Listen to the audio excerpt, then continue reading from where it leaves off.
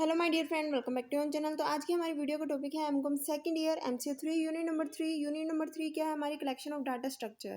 ठीक है, किस तरीके से हम डाटा को कलेक्ट करते हैं उस चीज़ के बारे में हम जो है इस पर्टिकुलर यूनिट के अंदर पढ़ेंगे। सबसे पहले हम ये देखते हैं कि इस यूनिट में हमें कौन कौन सा टॉपिक कवर करने हैं। सबसे फर्स्ट है meaning and need for data. Data की क्या ज़रूरत होती है, या फिर नेक्स्ट टॉपिक है हमारा प्राइमरी और सेकेंडरी डाटा। उसके बाद आता है सोर्स ऑफ सेकेंडरी डाटा कि कहाँ कहाँ से हम सेकेंडरी डाटा को कलेक्ट कर सकते हैं। Documentary source of data, electronic sources, precautions in using secondary data. उसके बाद आता है merit and limitation of secondary data. इसके बाद जो हमें नेक्स्ट टॉपिक इसके अंदर कवर करना है वो है method of collecting primary data, जिसके अंदर आता है observation method, interview method through local reporters and correspondents and questionnaires and schedule method. उसके बाद आता है हमारा चॉइसेस ऑफ सुटेबल मेथड। ये सारे के सारे टॉपिक जो है हम कवर करेंगे एक एक करके अलग अलग वीडियोज़ के अंदर। तो आज हम देखते हैं meaning and need for data. सबसे पहले इंट्रोडक्शन देख लेते हैं कि इंट्रोडक्शन किसका? कलेक्शन ऑफ डाटा का। The collection of data is an important part in the process of research work. जब भी हम रिसर्च वर्क करते हैं, रिसर्च वर्क क्यों किया जाता है? जब हमें कोई भी प्रॉब्लम होती है उसका सोल्यूशन फाइंड आउट करने के लिए, उस क्वेश्चन का आंसर फाइंड आउट करने के लिए, कुछ भी ट्रूथ या फैक्ट्स को हम फाइंड आउट करते हैं, इन्फॉर्मेशन को फाइंड आउट करते हैं, नॉलेज को गेन करते हैं, ताकि हम जो है एक पर्टिकुलर सोल्यूशन पे आ सके और डिसीजन मेकिंग कर सके। तो कहीं ना कहीं वो रिसर्च वर्क करने के लिए डाटा को कलेक्ट किया जाता है। तो डाटा कलेक्शन क्या है? बहुत ज़्यादा इंपॉर्टेंट पार्ट है रिसर्च वर्क का। The quality and credibility of the result determined from the applications of research methodology depend upon the relevant, accurate and adequate data। अब बात आती है कि जो भी हमने डाटा कलेक्ट किया या फिर जो भी हमारा रिजल्ट आएगा वो कितना क्रेडिबल है, वो कितना भरोसेमंद है कि हाँ हम उस डाटा के बेस पे, हम उस रिजल्ट के बेस पे, उस कंक्लूजन के बेस पे, उस रिपोर्ट के बेस पे जो है क्या कर सकते हैं? डिसीजन मेकिंग कर सकते हैं। किस पे डिपेंड करते हैं? डिपेंड करते हैं कि रिसर्च करते वक्त हमने कौन सा मेथड यूज़ किया था, और जो भी हमें मेथड यूज़ किया है वो रेलिवेंट होना चाहिए, एक्यूरेट होना चाहिए, और कहीं ना कहीं सही डाटा हम उस मेथड का यूज़ करके कलेक्ट करें। अगर हमने एक्यूरेट डाटा कलेक्ट किया होगा तभी हम हमारा रिजल्ट क्या आएगा? सही आएगा, भरोसेमंद होगा, क्रेडिबल होगा। इसके बाद आता है हमारा meaning and need for data. Data का मतलब क्या होता है और हमें क्यों डाटा की ज़रूरत होती है? Data is required to make a decision in any business situation. Data की ज़रूरत होती है ताकि हम क्या कर सके? डिसीजन मेकिंग कर सके किसी भी बिजनेस में। The researcher is faced with one of the most difficult problem of obtaining suitable, accurate and adequate data. जो रिसर्चर है एक प्रॉब्लम ये फेस करता है कि जो भी डाटा वो कलेक्ट करे वो एक्यूरेट होना चाहिए, रिलायबल होना चाहिए, सुटेबल होना चाहिए। Utmost care must be exercised while collecting data because the quality of the research result depend upon the reliability of the data। कि हमारा जो रिजल्ट है वो कितना एक्यूरेट होगा। ठीक है, किस पे डिपेंड करता है कि हमने किस तरीके का डाटा कलेक्ट किया है, कि हमारा जो डाटा है वो रिलायबल होना चाहिए, तभी हमारा रिजल्ट जो है वो सही आएगा। Suppose you are the director of your company, your board of director has asked you to find out why the profit of the company had decrease since the last 2 years। Your board want you to present facts and figure, what are you going to do? यहाँ पे क्या कहा गया? एक example लिया गया है। Suppose करो आपका क्या हो, आप डायरेक्टर हो आपकी कंपनी के, your board of director has asked you, आप क्या हो? डायरेक्टर हो, आपके बोर्ड ऑफ डायरेक्टर ने आपको कहा कि लास्ट 2 साल से जो है प्रॉफिट डिक्रीज होता जा रहा है, कम होता जा रहा है। तो आपको कुछ फैक्ट्स और फिगर फाइंड आउट करने हैं जिसके बेसिस पे आप ये बता सको कि क्या रीज़न है कि जो प्रॉफिट है वो डिक्लाइन हो रहा है। यहाँ पे प्रॉब्लम क्या राइज हुई है? यहाँ पे प्रॉब्लम राइज हुई है कि पिछले लास्ट 2 साल से क्या हो रहा है? प्रॉफिट कम हो रहा है। हमें क्या फाइंड आउट करना है? हमें रीज़न, हमें आंसर फाइंड आउट करना है, कुछ ऐसे फैक्ट्स और फिगर्स फाइंड आउट करने हैं जिसके बेसिस पे हम ये पता लगा सके कि क्या रीजन है कि हमारा जो प्रॉफिट है वो डिक्रीज हो रहा है। तो उसके लिए हम क्या करते हैं? डाटा को कलेक्ट करते हैं। तो first and foremost task is to collect the relevant information to make an analysis for the above mentioned problem। It is therefore the information collected from various sources। यानी कि हम क्या करते हैं? इस प्रॉब्लम को सॉल्व करने के लिए इन्फॉर्मेशन को कलेक्ट करते हैं, और जो इन्फॉर्मेशन है उनको हम रिलायबल सोर्स से कलेक्ट करेंगे। कुछ बहुत सारे वेरियस सोर्सेज है जिससे हम क्या करते हैं? इन्फॉर्मेशन को गैदर करेंगे, which can be express in quantitative form for a specific purpose which is called data. तो डाटा किसको कहा जाता है? कि जब हम पहले क्या करते हैं? इन्फॉर्मेशन को कलेक्ट करते हैं, उनको एनालिसिस करते हैं। ठीक है, और जो भी इंफॉर्मेशन कलेक्ट की जाती है वो बहुत सारे सोर्सेज से कलेक्ट की जाती है, और उनको क्वांटिटेटिव फॉर्म में, न्यूमेरिकल फॉर्म में क्या किया जाता है? रिप्रेजेंट किया जाता है, ताकि हम अपना एक स्पेसिफिक पर्पस को जो है वो अचीव कर सके। उसको ही हम क्या करते हैं? डाटा बोलते हैं। The rational decision maker seeks to evaluate information in order to select the course of action that maximise objective. यानी कि जो एक रैशनल डिसीजन मेकर है वो क्या करता है? बहुत सारे जितनी भी इंफॉर्मेशन है उनको इवेल्युएट करता है ताकि वो एक बेस्ट कोर्स ऑफ एक्शन को सिलेक्ट कर सके, ताकि वो अपने ऑब्जेक्टिव को क्या कर सके? मैक्सिमाइज कर सके। For decision making the input data must be appropriate. जो भी इसमें कहा गया कि जब भी हम डिसीजन मेकिंग करते हैं तो जो भी हमारे पास डाटा होता है वो सही होना चाहिए, ठीक है। So this depend on the appropriateness of the method chosen for data collection. The applications of statistical technique is possible when the questions are answerable in quantitative nature. For instance, the cost of production and the profit of the company measured in rupees, age of the worker in the company measured in years. Therefore, the first step in statistical activity is to gather the data. The data may be classified as primary or secondary data. Data आपको पता चली गया होगा क्या होता है। Data क्या होता है? कलेक्शन ऑफ इंफॉर्मेशन, उसको इंफॉर्मेशन को कलेक्ट करना, उसको एनालिसिस करना और उसको जो है एक क्वांटिटी फॉर्म में एक्सप्रेस करना, उसको ही हम क्या करते हैं? डाटा बोलते हैं। डाटा को जो है क्लासिफाई किया गया है टू सोर्स में, प्राइमरी सोर्स और सेकेंडरी सोर्स, ठीक है। सबसे पहले आता है हमारा secondary source.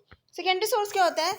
On the other hand are those which have prime, अच्छा ये रहा, प्राइमरी सोर्स भी है हमारे पास।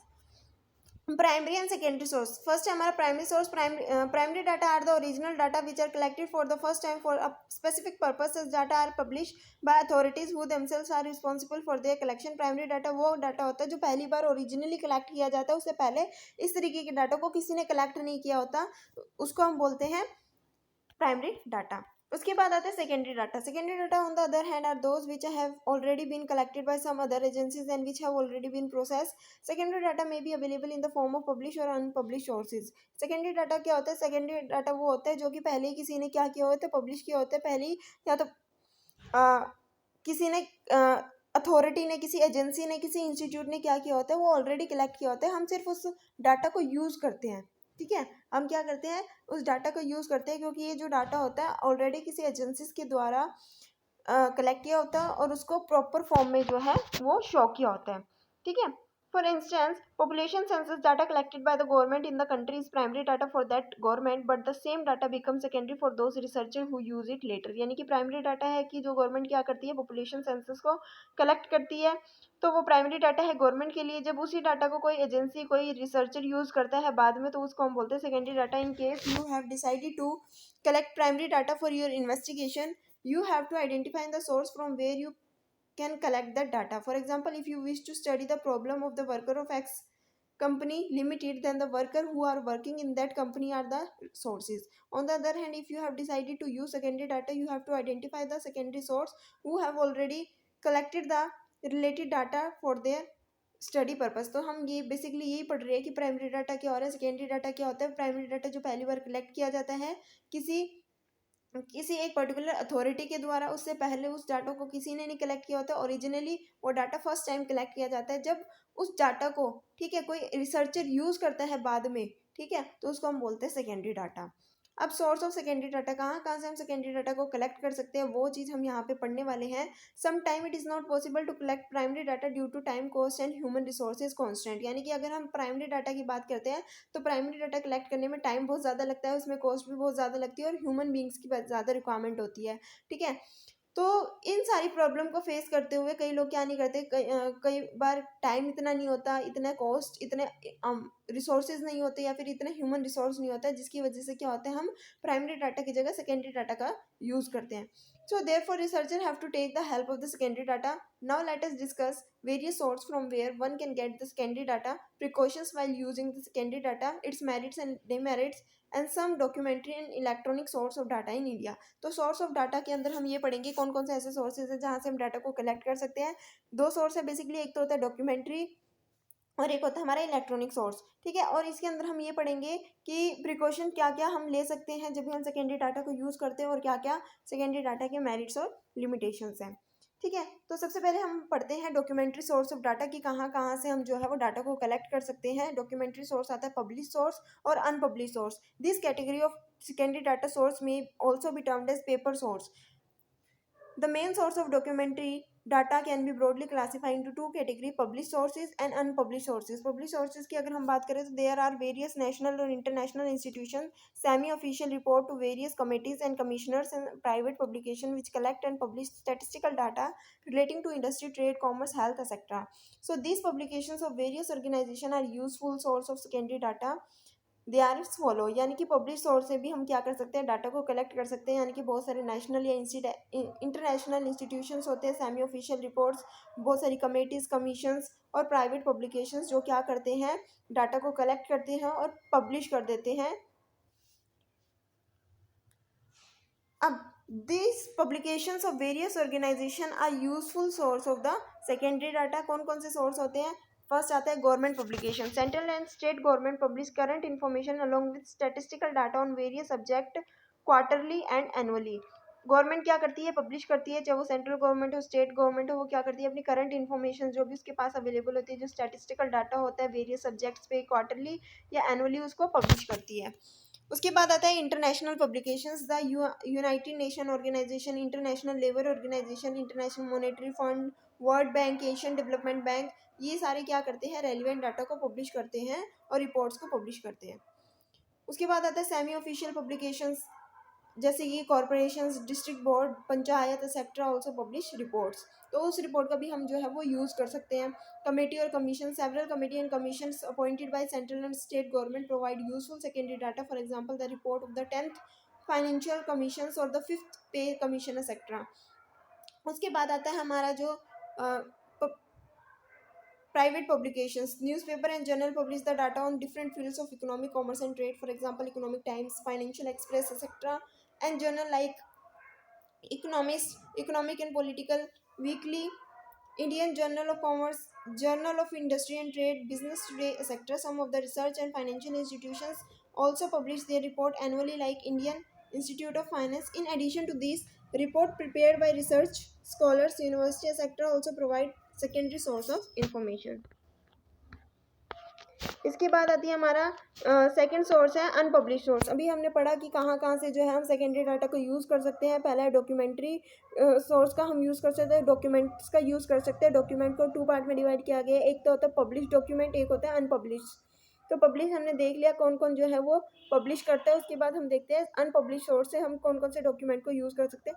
It is not necessary that all the information or data maintain by the institution or individual are available in the publish source. ये ज़रूरी नहीं है कि जितना भी डाटा या इन्फॉर्मेशन मेंटेन किया गया है इंस्टीट्यूशन के द्वारा या किसी इंडिविजुअल के द्वारा वो पब्लिश किया जाए। कुछ ऐसे सर्टेन रिसर्च इंस्टीट्यूशंस है, ट्रेड एसोसिएशंस है, university, research scholars, private firms, business institutions है, वो do collect data but they normally do not publish it. कई ऐसे सोर्सेज है, कई ऐसे बिजनेस ऑर्गेनाइजेशन है, इंस्टीट्यूशंस है जो डाटा तो कलेक्ट करते हैं लेकिन उसको पब्लिश नहीं करते। तो we can get this information from their registers और फाइल्स। तो वो उनके पास अगर कोई इन्फॉर्मेशन है जिसके रिगार्डिंग उन्होंने डाटा तो कलेक्ट कर लिया लेकिन पब्लिश नहीं किया, तो उस डाटा को हम किस तरीके से उनसे कलेक्ट कर सकते हैं, उनके रजिस्टर से या फिर उनकी जो फाइल्स है वहाँ से हम उसको डाटा को कलेक्ट कर सकते हैं। उसके बाद आता है हमारा इलेक्ट्रॉनिक सोर्स। अभी हमने पढ़ा हमारा डॉक्यूमेंट्री सोर्स, उसके बाद आता है हमारा जो सेकंड सोर्स है वो है electronic source. The secondary data is also available through electronic media, means through internet. You can download data from such sources by entering website like google.com, yahoo.com, msn.com etc. and typing your subject for which the information is needed. इसके बाद आते हैं हम क्या क्या precautions ले सकते हैं जब भी हम सेकेंडरी डाटा को यूज़ करते हैं। With the above discussion we can understand there is a lot of published and unpublished sources where researcher can get secondary data. However, the researcher must be conscious in using this type of data. यहाँ पे कहा गया है कि एक researcher के पास primary source मतलब data को कलेक्ट करने के लिए डॉक्यूमेंट्री सोर्स है, इलेक्ट्रॉनिक सोर्स है। डॉक्यूमेंट्री सोर्सेज में पब्लिश और अनपब्लिश सोर्सेज के बारे में भी हमने पढ़ा कि वहाँ से जो है एक रिसर्चर डाटा को कलेक्ट कर सकता है। लेकिन डाटा को कलेक्ट करते वक्त रिसर्चर को जो है वो ध्यान रखना चाहिए। किन किन बातों का ध्यान रखना चाहिए वो हम ये यहाँ पे पढ़ेंगे कि डाटा को कलेक्ट करते समय कुछ चीज़ों का ध्यान रखना चाहिए, कुछ प्रिकॉशंस जो है वो लेने चाहिए। The reason is that such type of data may be full of error because of bias, inadequate size of the sample etcetera. क्योंकि क्या रीजंस है कि हमें प्रिकॉशंस लेने चाहिए, क्योंकि हो सकता है कि ये जो डाटा है वो एरर से भरे हुए हो, ठीक है, उनमें बहुत सारी कमियां हो, बहुत सारे बायस हो, इनएडिक्वेट साइज ऑफ सैंपल हो, ठीक है। तो hence before using secondary data you must examine the following point. जब भी हम सेकेंडरी डाटा को यूज़ करते हैं तो उसको यूज़ करने से पहले हम कुछ पॉइंट्स को जो है हमें ध्यान में रखना चाहिए। First, suitability of the secondary data, कि जो भी हम सेकेंडरी डाटा को यूज़ कर रहे हैं वो सुटेबल होना चाहिए, हमारे हिसाब से सही होना चाहिए, तभी हम उसको यूज़ करेंगे। मतलब before using secondary data you must ensure that the data are suitable for the purpose of your inquiry. कि जब भी आप सेकेंडरी डाटा को यूज़ कर रहे हो तो कहीं ना कहीं आप ये इंश्योर कर लो कि जो डाटा आप यूज़ कर रहे हो वो आपके इंक्वायरी के पर्पस के लिए सुटेबल है। ठीक है, for this you should compare the objective nature and scope of the given inquiry with the original investigations. For example, if the objective of our inquiry is to study the salary pattern of a firm including perks and allowances of employees, but secondary data is available on the basis of basic पे, such type of data is not suitable for the purpose of the study. यानी कि यहाँ पे कहा गया कि जो first point हमें ध्यान में रखना होता है, जो फर्स्ट प्रिकॉशन हमें लेना होता है सेकेंडरी डाटा को कलेक्ट करते वक्त, वो ये होता है कि सुटेबिलिटी की, जो सेकेंडरी डाटा हो क्या हो, सुटेबल हो। एग्जाम्पल लेते हैं कि मान लो कि अगर हम जानना चाहते हैं कि एक इंडस्ट्री की, एक फॉर्म की जो वर्कर की सैलरी है वो कितनी है, वो उसके अंदर हम सारी चीज़ें जानना चाहते हैं, चाहे वो पर्क्स हो, चाहे उसकी बेसिक पेज हो, चाहे वो अलाउंसेस हो, लेकिन जो भी डाटा हमें अवेलेबल है उसके अंदर सिर्फ बेसिक पे के बारे में ही हमें डाटा अवेलेबल है। तो हम उस डाटा का यूज़ नहीं करेंगे क्योंकि वो हमारी रिसर्च के लिए, हमारी इंक्वायरी के लिए सूटेबल नहीं है, क्योंकि हम जो है वर्कर के एंटायर सैलरी के बारे में जानना चाहते हैं, उसकी बेसिक पे के बारे में, उसके अलाउंसेस के बारे में, परक्यूजिट्स के बारे में, जो जो बेनिफिट उसको एक ऑर्गेनाइजेशन से मिल रहे हैं। लेकिन जो हमें डाटा अवेलेबल है उसमें वो सारे बेनिफिट अवेलेबल नहीं है, इसलिए वो डाटा हमारे लिए सुटेबल नहीं है, हम उस डाटा का यूज़ नहीं कर सकते। उसके बाद आता है सेकेंड जो प्रिकॉशंस हमें लेना चाहिए, रिलायबिलिटी ऑफ सेकेंडरी डाटा की। जो भी हम सेकेंडरी डाटा यूज़ कर रहे हैं वो रिलायबल होना चाहिए, भरोसेमंद होना चाहिए, उसमें कोई भी बायस या कोई भी एरर नहीं होना चाहिए। For the reliability of the secondary data, these can be tested unbiasedness of the collected persons. ठीक है, proper check of the accuracy of the field work, the edited tabulations and analysis done carefully, reliability of the source of informations, method used for the collections and reliability of the analysis of the data. तो ये कुछ point है जो हमें बताते हैं कि जो हमारा डाटा है वो कितना रिलायबल है, भरोसेमंद है, कि जो भी फील्ड वर्क हमने किया है वो एक्यूरेट है या नहीं है, डाटा को कलेक्ट करते वक्त जो भी फील्ड वर्क किया गया था वो सही था, ये चेक करना। उसके बाद ये कि जो भी डाटा है वो प्रॉपर तरीके से एडिट किया गया है, टेबलेट किया गया है या एनालाइज किया गया है या नहीं है। ठीक है, जो डाटा कलेक्ट किया गया वो रिलायबल सोर्स से किया गया है या नहीं है। ठीक है, कौन सा मेथड यूज़ किया गया है डाटा को कलेक्ट करने के लिए, एनालाइज करने के लिए। If the data collecting organisation are government, semi government, international, the secondary data are more reliable corresponding to the data which has been collected by individual or private organization। एक बात यहाँ पे नोट करने वाली ये भी है कि अगर डाटा गवर्नमेंट के द्वारा कलेक्ट किया गया है, सेमी गवर्नमेंट के द्वारा या किसी इंटरनेशनल ऑर्गेनाइजेशन के द्वारा कलेक्ट किया गया है, तो वो रिलायबल है as compare to those data which has been collected by the individual or any of the private organisations. ठीक है, उसके बाद आता है हमारा adequacy of the secondary data. ये भी एक प्रिकॉशंस है। पहला प्रिकॉशंस था सुटेबिलिटी चेक करनी है, सेकंड प्रिकॉशंस है रिलायबिलिटी चेक करनी है, थर्ड प्रिकॉशंस हम ले रहे हैं कि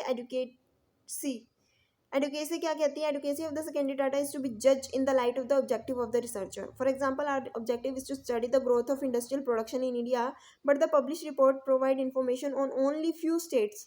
हम इंडिया के बारे में जानना चाहते हैं कि जो इंडिया की जो इंडस्ट्रियल प्रोडक्शन है वो उसमें कितना ग्रोथ हुआ, लेकिन जो भी डाटा पब्लिश, जो हमें सेकेंडरी डाटा अवेलेबल है उसमें सिर्फ और सिर्फ कुछ ही ऐसे स्टेट्स हैं जिसके बारे में जो है इन्फॉर्मेशन प्रोवाइडेड है कि जो उन कंट्री की, उन स्टेट्स की इंडस्ट्रियल ग्रोथ कैसी है, लेकिन हम जो है पूरी इंडिया के बारे में जानना चाहते हैं। So then the data would not serve the purpose, इसलिए वो डाटा हमारी यूज़ का नहीं है, क्योंकि वो हमारी जो रिक्वायरमेंट है जो उसको फुलफिल नहीं कर रहा है। एडुकेसी ऑफ द डाटा में ऑल्सो भी consider in the light of duration of time for which the data is available, कि कहीं ना कहीं एडुकेसी ये भी बताता है कि कितने पीरियड के लिए डाटा, जो भी डाटा कलेक्ट किया गया है वो कितना पुराना है। ठीक है, या फिर ड्यूरेशन की बात यहाँ पे बेसिकली की जा रही है। एग्जांपल देखते हैं ताकि और अच्छे समझ सके एडुकेशन ऑफ सेकेंडरी डाटा क्या होता है।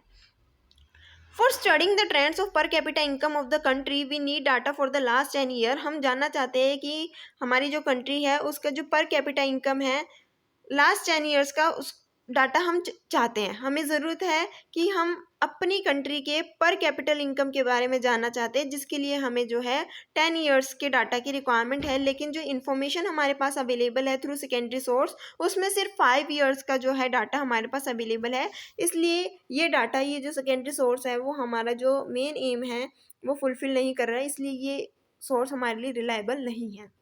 आया समझ? एडुकेसी क्या होती है कि जो डाटा हमें अवेलेबल है वो सही होना चाहिए, जितनी हमें रिक्वायरमेंट है वो हमारी सारी रिक्वायरमेंट को फुलफिल करे।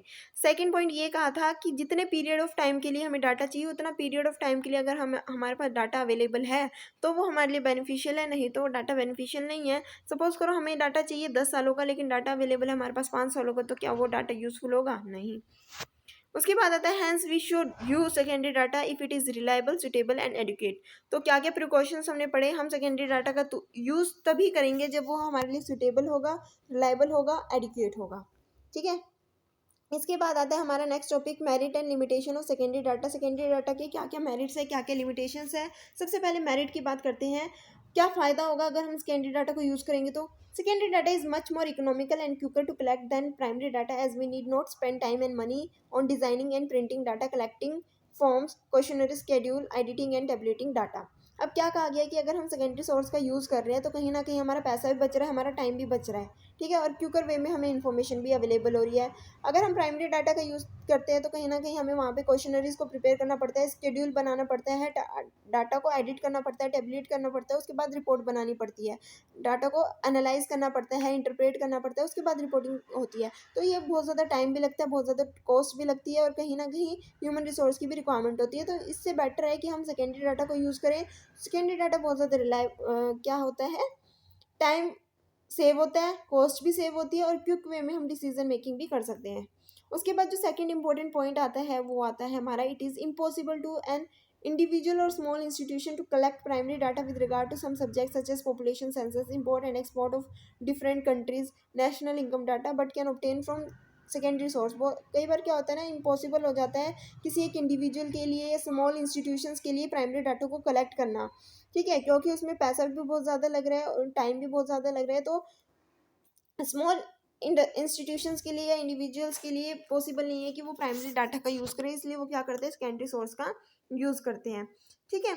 उसके बाद हम लिमिटेशन भी पढ़ते हैं। ज़रूरी नहीं है कि इस डाटा की, इस सोर्स ऑफ डाटा की जो है मेरिट्स ही मेरिट्स हो, फ़ायदा ही फ़ायदा हो।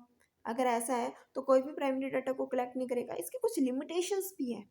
वो लिमिटेशंस हम पढ़ेंगे, क्या लिमिटेशंस है, क्या कमियां हैं इस की। फर्स्ट है, secondary data is very risky because it may not be suitable, reliable, adequate and also difficult to find which exactly fit the need of the present investigation. हो सकता है कि जो डाटा हमारे पास अवेलेबल है वो हमारे वर्क के लिए सुटेबल ना हो, रिलायबल ना हो, एडुकेट ना हो। जब तक ये तीनों चीज़ें अवेलेबल नहीं होगी तब तक हम जो है सेकेंडरी डाटा का यूज़ नहीं करेंगे। तो कहीं ना कहीं सेकेंडरी डाटा हो सकता है कि जो हमें इन्फॉर्मेशन चाहिए वो एग्जैक्ट इन्फॉर्मेशन हमें प्रोवाइड ना करें।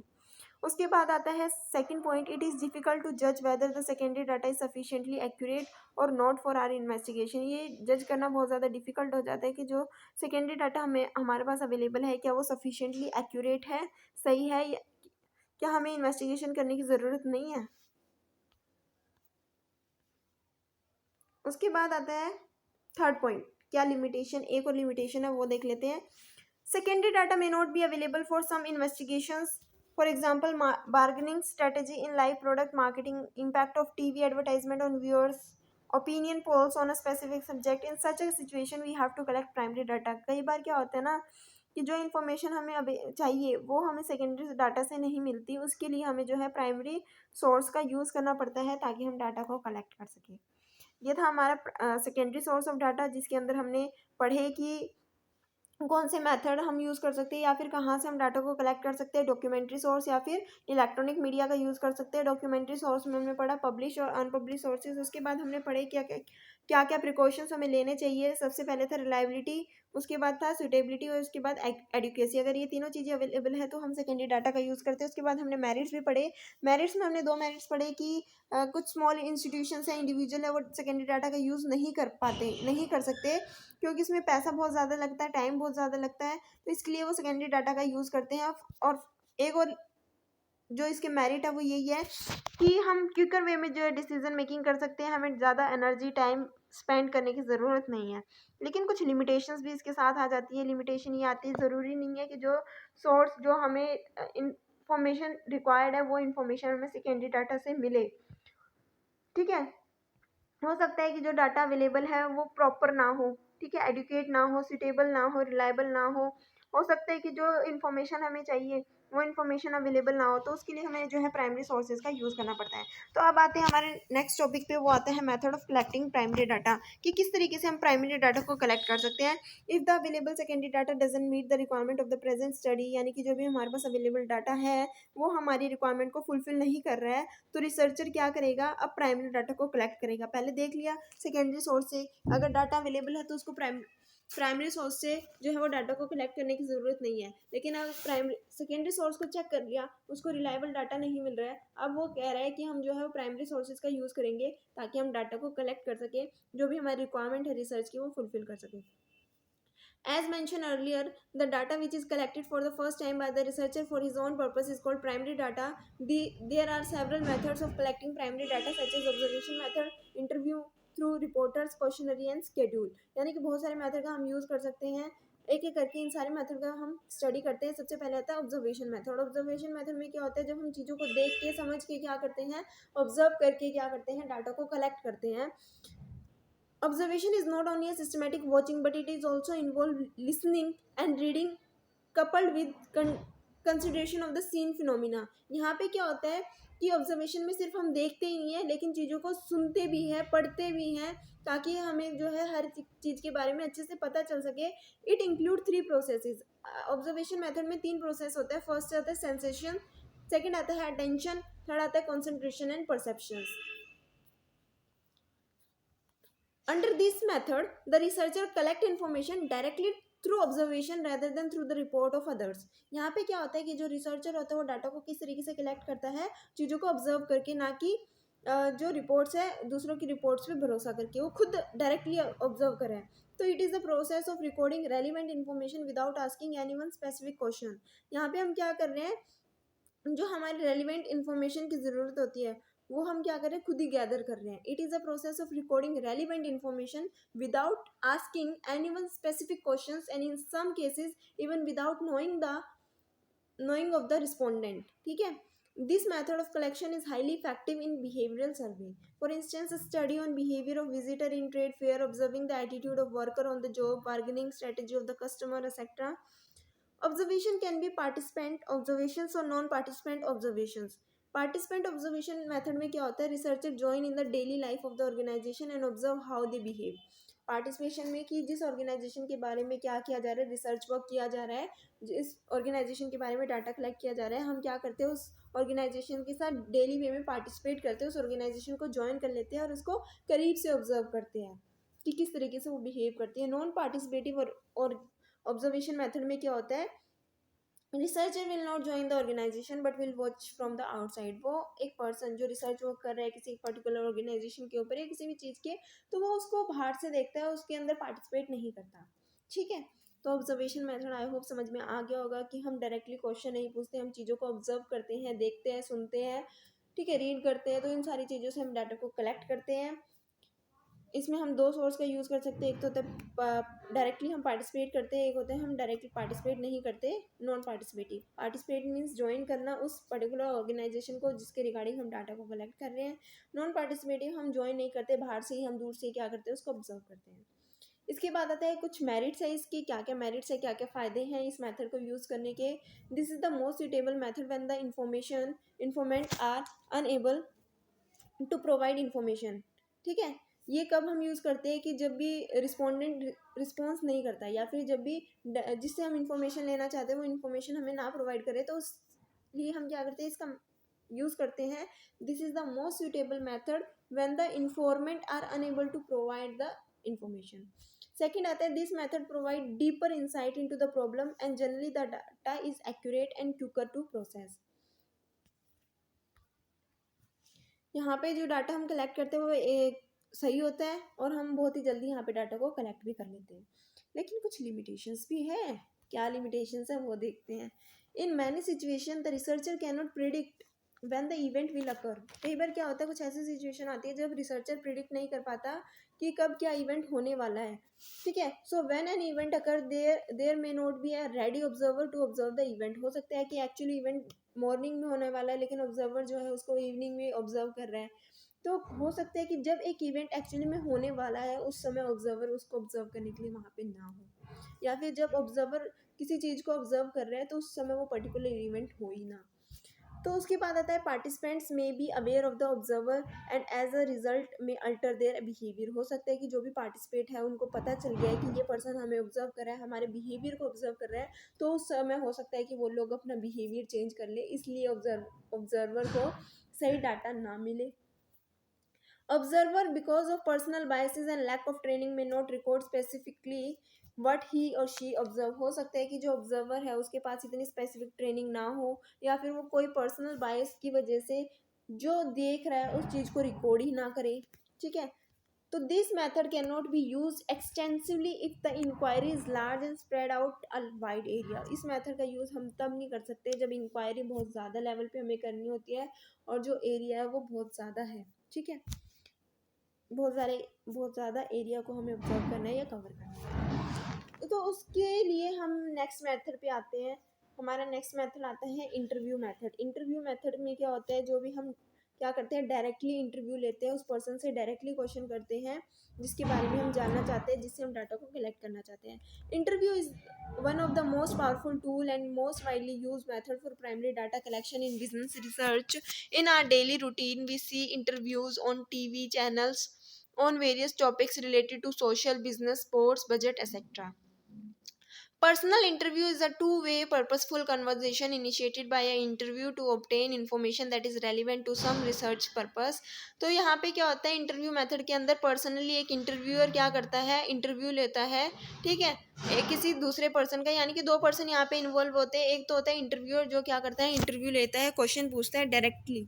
ठीक है, ताकि उसको इन्फॉर्मेशन मिल सके। Thus, an interview is basically a meeting between two persons to obtain the information related to the proposed study. The person who is interviewing is named as interviewer and the person who is being interviewed is named as informant. यानी कि जो interview लेता है उसको interviewer बोलते हैं, जो information provide करता है उसको हम इन्फॉर्मेंट बोलते हैं. It is to be noted that the research or data information collected through this method is not a simple conversation between the investigator and the informant, but also a gesture, facial expression, level of speech are all part of the process. यहाँ पे सिर्फ और सिर्फ conversation को focus नहीं किया जाता कि क्या कहा जा रहा है इन्फॉर्मेंट के द्वारा। ठीक है, यहाँ पे जो गेस्चर, फेशियल एक्सप्रेशन, इन सारी चीज़ों को भी ध्यान में रखा जाता है.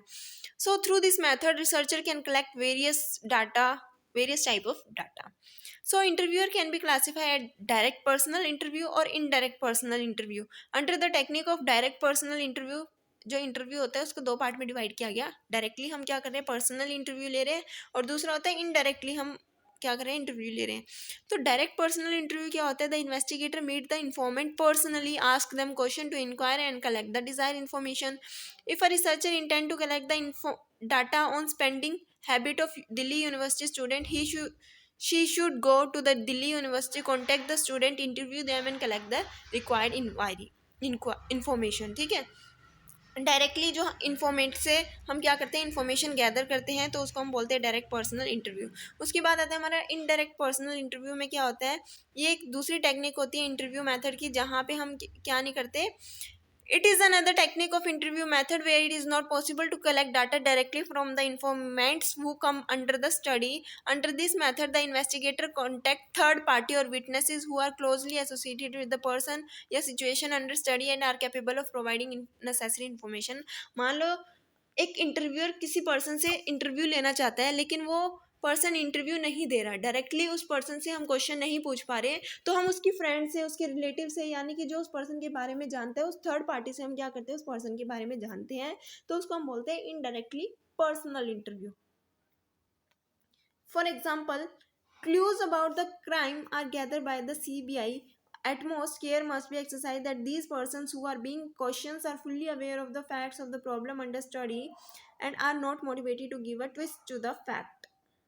ठीक है, ये एक एग्जाम्पल हो सकता है. उसके बाद आता है another technique of data collections. Through this method can be structure और unstructured interview.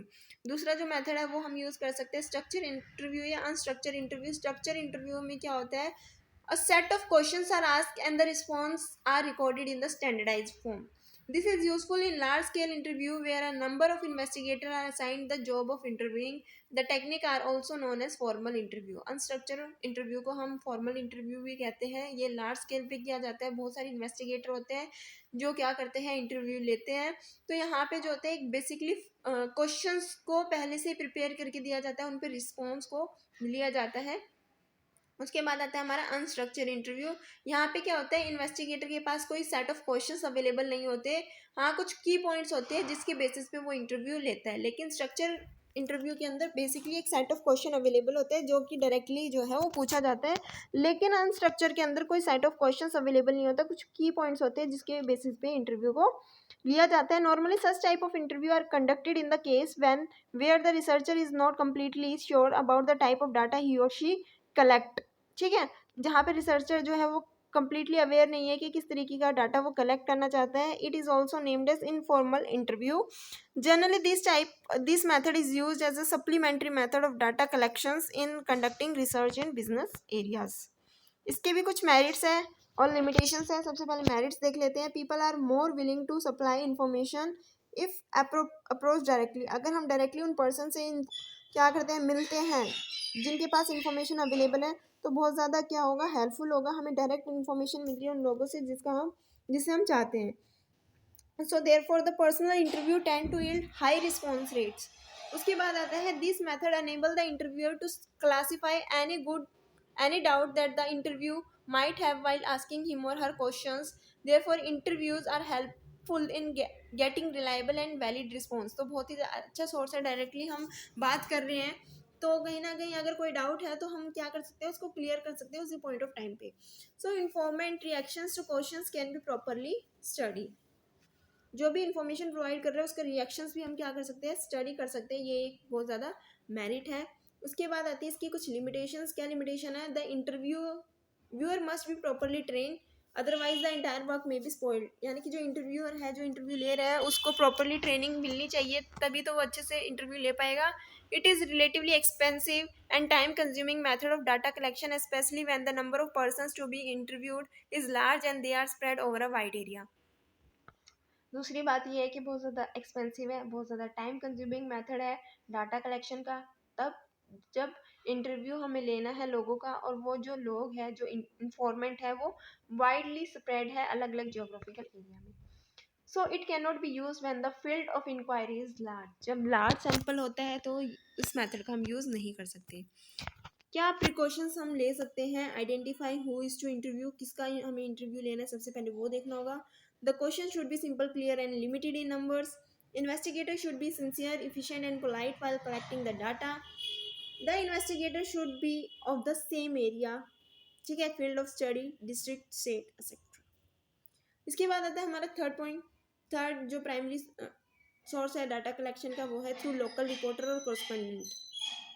Under this method local investigator, agent or correspondent are appointed in different part of the area under investigation. This method is generally adopted by government department in those cases where regular information is to be collected. This method is also useful for newspaper, magazine, radio, TV, news channels. This method has been used when regular information is required and a high degree of accuracy is not of much importance. यहाँ पे कहा गया जब हमें regular basis पे information की requirement होती है, ठीक है, तो हम क्या करते हैं, लोकल रिपोर्टर या कॉरेस्पॉन्डेंट के थ्रू जो है डाटा को कलेक्ट करते हैं, ताकि वो अपने लोकल एरिया में अगर कोई भी रिपोर्ट उनको मिल रही है, कोई भी इंफॉर्मेशन उनको मिल रही है, तो उसको डायरेक्टली वहाँ से गैदर कर सके। तो उस केसेस में हम क्या करते हैं, लोकल रिपोर्टर या कॉरेस्पॉन्डेंट का यूज़ कर सकते हैं। ठीक है, ये बहुत ही ज़्यादा अच्छा सोर्स है जब हमें इंफॉर्मेशन जो होती है वो चाहिए, लेकिन एक्यूरेसी पे हम इतना ज़्यादा ध्यान नहीं देते। जब जैसे कि टीवी रिपोर्टर हो गए, इनको क्या चाहिए, इन्फॉर्मेशन चाहिए, इनको न्यूज़ चाहिए, इनको ज़रूरत नहीं है कि एक्यूरेसी है या नहीं है। उसके बाद आता है कि इस सोर्स के क्या मेरिट्स है, क्या लिमिटेशन है। मेरिट देखते हैं। This method is cheap and economical for extensive investigation. It give result easily and promptly. It can cover a wide area under investigation. ये कुछ मेरिट थे, बहुत ही ईजी और आसान मेरिट है। उसके बाद आता है limitation. The data obtain may not B reliable. हो सकता है कि जो डाटा हमने यहाँ से कलेक्ट किया वो रिलायबल ना हो। It give rough result. It is unsuited where a high degree of accuracy is Dzire.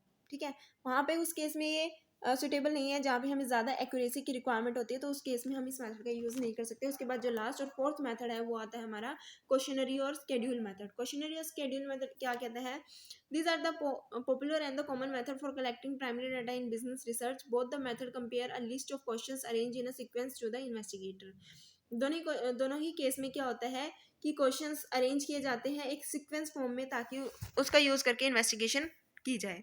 सबसे पहले क्वेश्चन मेथड का यूज़ करते हैं। कई बार क्वेश्चन एग्जाम में आया है, बहुत ज़्यादा इंपॉर्टेंट क्वेश्चन है, क्वेश्चन मेथड क्या होता है और स्केड्यूल मेथड क्या होता है। ठीक है, ज़रूरी नहीं कि ये पूछा जाए प्राइमरी सोर्स ऑफ डाटा क्या है, अलग अलग पूछा जा सकता है। इन्वेस्टिगेशन मेथड के बारे में बताओ। ठीक है, लोकल लोकली जो भी हमारा मेथड है उसके बारे में बताओ, लोकल रिपोर्टर के बारे में बताओ और कोरस्पॉन्डेंस के बारे में बताओ। तो ये डायरेक्टली इस तरीके के क्वेश्चन भी आ सकते हैं। मेन जो क्वेश्चन आता है वो आता है क्वेश्चनरी मेथड क्या होता है, शेड्यूल मेथड क्या होता है, ध्यान से देखना। Under this method questionnaire are sent personally or by post to various informants with the request to answer the questions and return the questionnaire. If the questionnaire is posted to informant, it is called a mail questionnaire. Sometimes questionnaire may also send through emails depending upon the nature of the study and availability of the time and resources. After receiving the questionnaire, the informant read the questions and record their response in the space meant for the purpose on the questionnaire. It is desirable to send the questionnaire with self-addressed envelope for quick and high rate of response. यहाँ पे क्या होता है, questionnaire method के अंदर क्या होता है, एक पेपर के ऊपर क्वेश्चन लिखे जाते हैं जिसका आंसर जो है इन्फॉर्मेंट को देना होता है। ये जो क्वेश्चन पेपर होता है, ये जो क्वेश्चनरी होती है वो क्या की जाती है, इन्फॉर्मेंट के पास भेजी जाती है मेल के थ्रू या फिर ईमेल के थ्रू, ठीक है। और जो रिस्पोंडेंट होता है उसको क्या करना होता है, अपना रिस्पॉन्स जो है वो स्पेस प्रोवाइड किया जाता है, उस स्पेस में अपना रिस्पॉन्स जो है फिल करके देना होता है। तो ये था हमारा क्वेश्चनरी मेथड, जब क्वेश्चनरी को प्रिपेयर किया जाता है एक सुटेबल फॉर्म में, ठीक है, एक सीक्वेंस फॉर्म में, और ये क्वेश्चनरी ईमेल के थ्रू या फिर मेल के थ्रू जो है रिस्पोंडेंट के पास भेजी जाती है, और रिस्पोंडेंट क्या करता है, इसके ऊपर रिस्पॉन्स करता है, अपना आंसर जो है रिकॉर्ड करके वापस भेजता है। उसके मेरिट्स क्या है, इसकी लिमिटेशन क्या है, वो पढ़ते हैं। मेरिट की अगर हम बात करें तो you can use this method in case where informant are spread over a wide geographical area. इसका हम जब यूज कर सकते हैं कि जो हमारे इन्फॉर्मेंट है, ठीक है, उसका वो वाइड एरियाज में फैला हुआ है, ठीक है, बहुत ही दूर है, तो उस केस में हम क्वेश्चनरी मेथड का यूज कर सकते हैं। उसके बाद आता है respondent can take their own time to answer the questions. Respondent के लिए भी एक फायदा है कि जरूरी नहीं कि उसी टाइम पे उसको क्वेश्चन देना है, वो कभी भी जो है क्वेश्चंस के रिप्लाई दे सकता है। So the researcher can obtain original data by this method. हो सकता है कि जो रिसर्चर है वो ओरिजिनल डाटा इससे कलेक्ट कर सके, क्योंकि जो इन्फॉर्मेंट है उसको एट ए टाइम आंसर देने की रिक्वायरमेंट नहीं है, वो फ्री होकर आराम से जो है अपने क्वेश्चंस का आंसर दे सकते हैं। This is a cheap method because its mailing cost is less than the cost of personal visit. यानी कि यहाँ पे बहुत ही ज़्यादा चीप मेथड है, क्योंकि इसकी जो मेलिंग कॉस्ट होती है वो कम होती है as compare to personal visit. उसके बाद आता है large sample can be cover and thus the result can be more reliable and dependable. हम इंटरव्यूअर की जगह जो क्वेश्चनरी मेथड का यूज़ कर सकते हैं जब लार्ज सैंपल हमें कवर करना होता है, ठीक है, तो ये बहुत ज़्यादा रिलायबल होता है। उसके बाद आता है इस मेथड की लिमिटेशंस क्या है। Respondent may not return filled in questionnaires or they can delay in replying to the questions. हो सकता है कि जो हमारे रिस्पोंडेंट है वो क्वेश्चनरीज को फिल ही ना करे, या फिर वो डिले कर दे क्वेश्चनरीज को रिटर्न करने में। This method is useful only when the respondent are educated and cooperative. ये मेथड तभी यूज कर पाएंगे जब हमारा जो रिस्पोंडेंट है वो एजुकेटेड है, ठीक है, या कोऑपरेटिव है। Once the questionnaire has been dispatch the investigator can't modify the question. एक बार क्वेश्चनरी जो है रिस्पोंडेंट के पास पहुंच चुकी, डिस्पैच हो चुकी, तो वो क्वेश्चन को मॉडिफाई नहीं कर सकता। लेकिन पर्सनल इंटरव्यू में क्या होता है, क्वेश्चन को मॉडिफाई भी किया जा सकता है। इसके बाद आता है हमारा स्केड्यूल मेथड। स्केड्यूल मेथड क्या होता है, it is also a list of questions. A schedule is also a list of questions which is used to collect the data from the field. This is generally filled in the by the researcher or the enumerator. If the scope of the study is wide, then the researcher appoint people who are called enumerator for the purpose of collecting the data. The enumerator go to the informant, ask them the questions from the schedule in the order they are listed and record the response in the space meant for the answer in the schedule itself. Questionnaire में क्या था, हमने mail के through जो है questionnaire जो है respondent तक भेज दी। अब रिस्पोंडेंट अपने आप ही उसको फिल करके वापस रिटर्न करेगा। लेकिन स्केड्यूल मेथड में ऐसा नहीं होता। जो एक इन्यूमरेटर होता है, कुछ लोगों को अपॉइंट किया जाता है, उसको इन्यूमरेटर बोलते हैं, जो लोगों के घर घर जाके क्या करते हैं, इंक्वायरी करते हैं, मतलब जो भी डाटा है उसको क्या करते हैं, रिकॉर्ड करते हैं खुद से। For example the population census all over the world is conducted through this method. All over the world जो पॉपुलेशन सेंसस होता है वो इस मेथड का यूज करके होता है। The difference between questionnaire and schedule is that the former is filled in by the informant and the latter is filled by the researcher और इन्यूमरेटर। समझ में आ गया क्वेश्चनरी मेथड और शेड्यूल मेथड में क्या डिफरेंस है। क्वेश्चनरी मेथड में ये डिफरेंट है कि क्वेश्चनरी मेथड जो है वो इन्फॉर्मेंट खुद फिल करता है, लेकिन जो दूसरा मेथड है शेड्यूल मेथड, उसको रिसर्चर या इन्यूमरेटर फिल करते हैं घर घर जाके, ठीक है, इन्फॉर्मेंट से इंफॉर्मेशन लेकर। उसके मेरिट्स क्या है, लिमिटेशन क्या है, ये पढ़ते हैं। It is useful method in case the informant are illiterate. Schedule method का जो एक मेरिट ये है कि जो भी इलिटरेट पर्सन है उससे इंफॉर्मेशन अगर हमें लेनी है तो कहीं ना कहीं हमें इन्यूमरेटर और रिसर्चर का यूज़ करना पड़ता है। तो उस केस में ये जो है मेथड सुटेबल है जब हमारा इन्फॉर्मेंट जो है वो इलिटरेट है। Researcher can overcome the problem of non response as the enumerator go personally to obtain the information. एक बेनिफिट ये है कि जो भी रिस्पोंडेंट है, ठीक है, वो क्या करेगा, आंसर देगा, क्योंकि पर्सनली इन्यूमरेटर या रिसर्चर जो है उसके पास जाके इन्फॉर्मेशन को ले रहा है। It is very useful in extensive study and can obtain more reliable data. इससे हम जो है बहुत ज़्यादा रिलायबल डाटा भी ऑब्टेन कर सकते हैं। इसकी लिमिटेशंस क्या है? It is very expensive and time consuming method as enumerator are paid persons and also have to be trained. Since the enumerator is present, the respondent may not respond to some personal questions.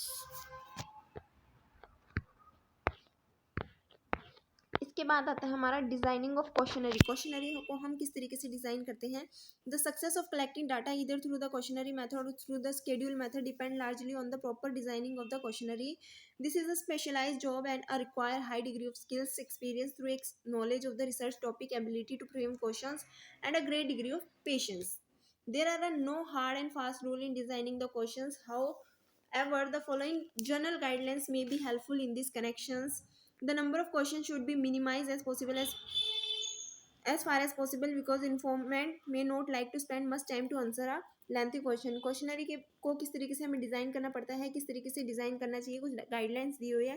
पहले ये है कि जो भी question paper बनाया जाता है उसमें ज़्यादा क्वेश्चन नहीं होने चाहिए, ठीक है। तो अगर ज़्यादा क्वेश्चन है तो इन्फॉर्मेंट जो है, जो इन्फॉर्मेशन प्रोवाइड करने वाला है, वो उसमें ज़्यादा रिस्पॉन्स नहीं देगा, ज़्यादा टाइम स्पेंड नहीं करना चाहेगा। Question should be precise and clear. जो भी क्वेश्चन है वो ज़्यादा लेंथी नहीं होने चाहिए, समझ में आने चाहिए, कंफ्यूजिंग नहीं होनी चाहिए। लेंथिंग question tend to confuse the informant. Question simple clear होने चाहिए ताकि इन्फॉर्मेंट जो है वो इजिली इन्फॉर्मेशन प्रोवाइड कर दे। अब आता है choose the appropriate type of question. Generally there are 5 kind of question use in questionnaire. उसके बाद हमें जो है अप्रोप्रिएट तरीके के क्वेश्चन को चूज करना होता है। 5 तरीके के क्वेश्चन है। एक तो होता है सिंपल चॉइस क्वेश्चन, जहाँ पे सिंपल चॉइस क्वेश्चन क्या होता है, जहाँ पे यस या नो, राइट या रॉन्ग करके हम आंसर देते हैं, ठीक है। उसके बाद आता है multiple choice question. Multiple choice question के अंदर क्या होता है, 4 ऑप्शंस होते हैं जिसमें से हमें किसी एक करेक्ट ऑप्शन पे टिक लगाना होता है। उसके बाद आता है हमारे पास open ended question. Open ended question में क्या होता है कि यहाँ पे हम डायरेक्टली जो हमारा रिस्पोंडेंट है उसका रिस्पॉन्स लेते हैं। It allow the informant to give any related answer in their own word. यहाँ पे जो रिस्पोंडेंट है वो अपने खुद के शब्दों में जो है आंसर देता है। वहाँ पे हम उसको जो है ऑप्शन प्रोवाइड नहीं कर रहे यस या नो का, या फिर 4 ऑप्शंस प्रोवाइड नहीं कर रहे, वो अपने शब्दों में क्वेश्चंस का जो है रिप्लाई दे रहा है, ठीक है। उसके बाद आता है specific question which require specific information. For example, from where did you take the loan for your business. तो ये कुछ स्पेसिफिक क्वेश्चंस होते हैं। उसके बाद आता है scaled question. Scaled question are use to record how strongly the opinion are express. For example, how do you rate the facility provided by the market committee, good, very good, normal, bad, very bad. इस तरीके से जो है scale questions भी पूछे जा सकते हैं। इसके बाद आता है हमारा पायलट टेस्टिंग और pre testing the questionnaires. Pilot testing या प्री टेस्टिंग क्या होती है ये हम जानते हैं। Before finalising the questionnaire it is desirable to carry out a preliminary experiment on a sample basis. The investigator should examine each question to ensure that the question is not confusing. The real test of a questionnaire is how it performs under actual conditions of data collection. These tests can be carried out among small group of subjects in order to provide an estimate of the time needed for responding to the survey. The questionnaire pre-test serves the same role in questionnaire design as testing a new product in the market. तो pre testing के अंदर या पहले testing के अंदर क्या होता है कि जो भी हम क्वेश्चनरीज को प्रिपेयर करते हैं उसको पहले टेस्ट कर लेते हैं एक्चुअल डाटा को कलेक्ट करने से पहले, ताकि हमें ये पता चल सके इसकी क्या वीकनेसेस है या फिर डाटा को कलेक्ट करने में हमें कितना टाइम लगेगा, ठीक है।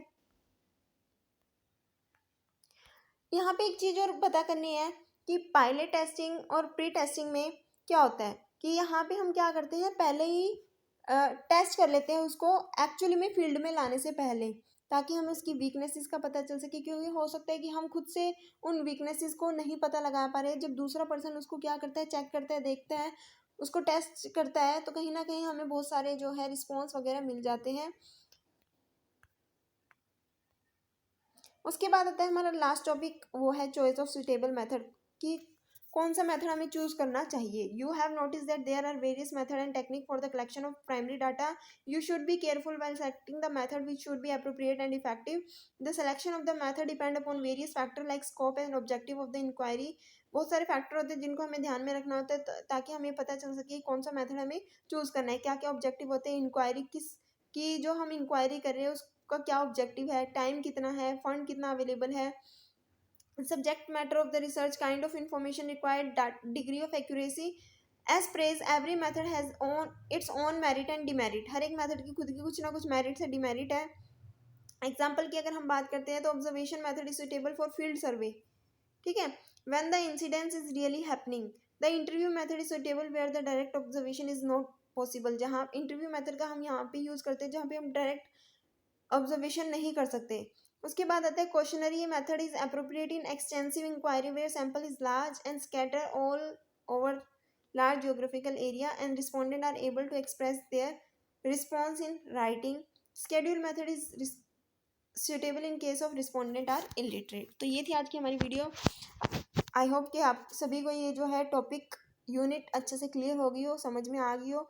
वीडियो अच्छी लगी तो लाइक शेयर सब्सक्राइब करना मत भूलना। और ये सारे के सारे topic he exam point of view से बहुत ज़्यादा इंपॉर्टेंट है, इसलिए मैंने पूरे टॉपिक पे ही पूरी यूनिट के ऊपर वीडियो बना दी। वीडियो अच्छी लगी तो लाइक शेयर सब्सक्राइब करना मत भूलना। Thank you for watching.